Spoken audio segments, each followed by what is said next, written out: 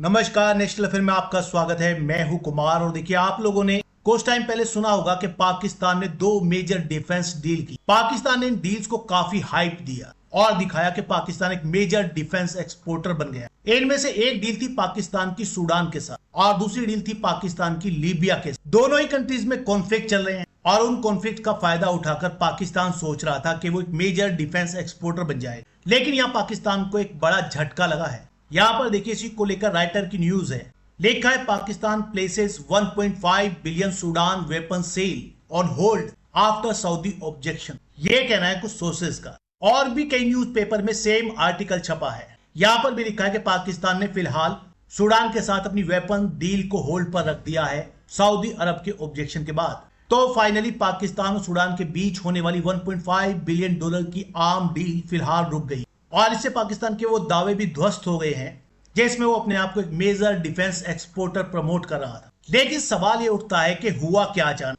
और सऊदी अरब का इस डील में क्या रोल था। लेकिन इससे पहले जानते हैं कि एक्चुअली डील क्या था। सूडान जो है वो एक कॉन्फ्लिक्ट प्रोन कंट्री। सूडान में सिविल वॉर चल रहा है काफी लंबे टाइम से सूडान की आर्मी के बीच में, जिसमें आते हैं सूडान की आर्मी, नेवी, एयरफोर्स और वहां के रिपब्लिकन गार्ड। और इनसे लड़ रही है सूडान की पैरामिलिट्री फोर्स जिसका नाम है रैपिड सपोर्ट फोर्सेज यानी RSF। फिलहाल सूडान में आर्मी का रूल है और इसके लीडर है जनरल अब्दुल फताह अल बुरहान। इंटरनेशनल कम्युनिटी भी इसी गवर्नमेंट को रिकॉग्नाइज करती है। वही RSF को लीड कर रहे हैं जनरल हेमेदी और ये दोनों सत्ता के लिए लड़ रहे हैं। अब वहां की जो मिलिट्री गवर्नमेंट है वो पाकिस्तान से आर्म्स ऐसी सिविल वॉर के लिए खरीद रही थी, जिसमें शामिल थे 10 K-8 Karakoram trainer light attack aircraft. इस एयरक्राफ्ट को पाकिस्तान और चाइना ने मिलकर डेवलप किया। ये एक 2 सीट एयरक्राफ्ट है। जनरली से पायलट की ट्रेनिंग के लिए यूज किया जाता है। इसमें एबिलिटी है to carry air to ground missiles and bombs. अब सूडान की आर्मी को तो सिविल वॉर के लिए ही फाइटर जेट चाहिए था, तो उसके लिए ठीक था। साथ ही सूडान पाकिस्तान से 220 ड्रोन्स भी खरीद रहा था। इस डील में पाकिस्तान सूडान को उसके पुराने हो रहे MiG-21 फाइटर जेट्स के लिए इंजन भी सप्लाई करने वाला था। साथ ही इस डील में 150 ASV मुहाफिज आर्मर्ड व्हीकल भी शामिल थे और साथ ही HQ-9 and HQ-6 air defence system. ये वही है जिसे ऑपरेशन सिंदूर में भारत ने डिस्ट्रॉय कर दिया था। अब आप सोचेंगे इस डील में सऊदी अरब का एंगल कैसे आता है। एक्चुअली देखिए, सूडान जो है एक तरीके से अगर देखा जाए तो सऊदी अरब की नेबरिंग कंट्री, बीच में सिर्फ रेड सी का एरिया है। यहाँ पर सऊदी अरब के स्ट्रेटेजिक इंटरेस्ट भी है। ये जो दो फैक्शन सूडान में आपस में लड़ रहे हैं, एक सूडान की आर्मी और दूसरा रैपिड सपोर्ट फोर्सेस। इसमें सऊदी अरब सूडान की आर्मी को सपोर्ट कर रहा है और यूएई सपोर्ट कर रहा है रैपिड सपोर्ट फोर्सेस को। पाकिस्तान और सूडान के बीच में डील भी सऊदी अरब नहीं कराई थी और आप समझ सकते हैं सूडान जो इतने लंबे टाइम से सिविल वॉर झेल रहा है उसकी इकोनॉमी की हालत क्या होगी। सूडान की जीडीपी सिर्फ 44 बिलियन डॉलर्स की है। वहां के इकोनॉमिक हालात काफी खराब है। तो सूडान तो इस डील के लिए 1.5 बिलियन डॉलर पे नहीं कर सकता था, इसीलिए इस डील के लिए सऊदी अरब पे कर रहा था। यानी इस डील का फाइनेंसर था सऊदी अरब। और सऊदी अरब और यूएई की जो राइवलरी है वो सिर्फ सूडान में नहीं, इस एरिया की कई कंट्रीज में चले, इवन यमन में चल रही। ये दोनों कंट्रीज अलग अलग फैक्शंस को सपोर्ट करते हैं फाइनेंशियली भी। ऐसा ही सूडान के केस में था और यूएई पर अपर हैंड दिखाने के लिए सऊदी अरब ने डील कराई थी। बट अब वेस्टर्न एशिया में यानी मिडिल ईस्ट में हालात बदल गए। यूएस और ईरान के वॉर के बाद सऊदी अरब पर भी काफी दबाव है और यूएई पर भी। ईरान ने सऊदी अरब पर भी काफी अटैक किए हैं, काफी डैमेज पहुंचाया है और साथ ही यूएई पर भी फाइनेंशियली भी काफी लॉस हुआ है सऊदी अरब और यूएई दोनों को। साथ ही ऐसा भी कहा जा रहा है कि इस वॉर के बाद सऊदी अरब की मिडिल ईस्ट स्ट्रेटेजी में काफी बदलाव आया है। अब वो अपनी स्ट्रेटेजी पर एक बार फिर से विचार करना चाहते और इसीलिए सऊदी अरब ने पाकिस्तान से कह दिया कि ये डील नहीं हो सकती क्योंकि अब हम इस डील को फाइनेंस नहीं कर सकते।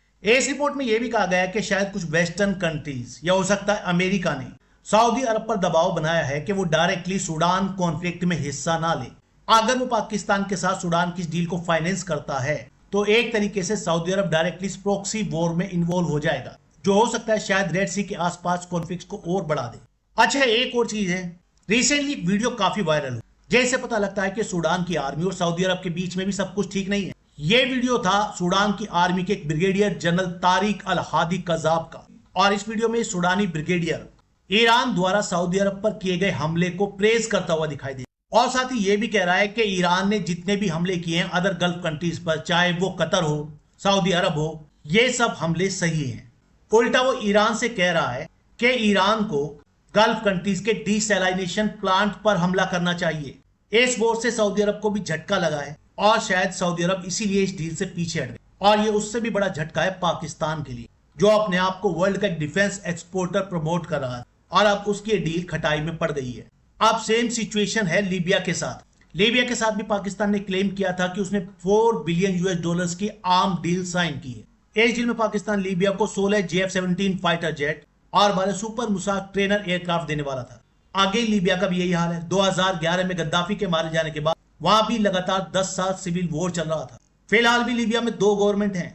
एक गवर्नमेंट है जिसे इंटरनेशनल कम्युनिटी रिकॉग्नाइज करती है, गवर्नमेंट ऑफ नेशनल यूनिटी, और इसके प्राइम मिनिस्टर है अब्दुल हमीद, और दूसरी है गवर्नमेंट ऑफ नेशनल स्टेबिलिटी। इन दोनों में भी सिविल वॉर जैसे हालात हैं।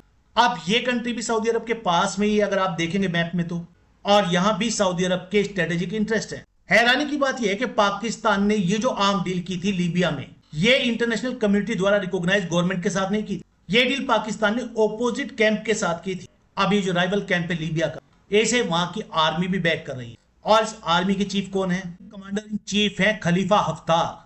यही आए थे पाकिस्तान असीम मुनीर के साथ ये डील करने के लिए। यहां आप पिक्चर में देख रहे हैं। और इसी कैंप को सपोर्ट करता है सऊदी अरब। 2019 को खलीफा हफ्तार ने इंटरनेशनली रिकॉग्नाइज जो गवर्नमेंट है लीबिया में, उस पर एक सरप्राइज मिलिट्री अटैक किया था, उस गवर्नमेंट को उखाड़ फेंकने के लिए और त्रिपोली पर कब्जा करने के लिए। और यहां देखिए उस अटैक को लेकर क्या न्यूज है। इसमें लिखा है Saudi gave Libya's Haftar millions of dollars before offensive. यानी उस अटैक के लिए सऊदी अरबिया ने हफ्तार को मिलियंस ऑफ डॉलर दिए थे। एस जनरल ने वो फंड एक्सेप्ट भी किया और उस फंड का यूज किया गया ट्राइबल लीडर्स की लॉयल्टी खरीदने के लिए, फाइटर्स को रिक्रूट और पे करने के लिए, और अदर मिलिट्री पर्पज के लिए। यानी लीबिया के राइवल कैंप का फाइनेंसर भी सऊदी अरबिया ही है, जिसने पाकिस्तान के साथ 4 बिलियन डॉलर्स की आर्म डील की थी। जाहिर है जब सऊदी अरब सूडान से पीछे हट गया तो वो लीबिया से भी पीछे हट जाएगा और पाकिस्तान की लीबिया आर्म डील भी अब नहीं हो पाएगी। फिलहाल इस वीडियो में इतना ही। नेक्स्ट वीडियो में जल्द मिलेंगे। धन्यवाद।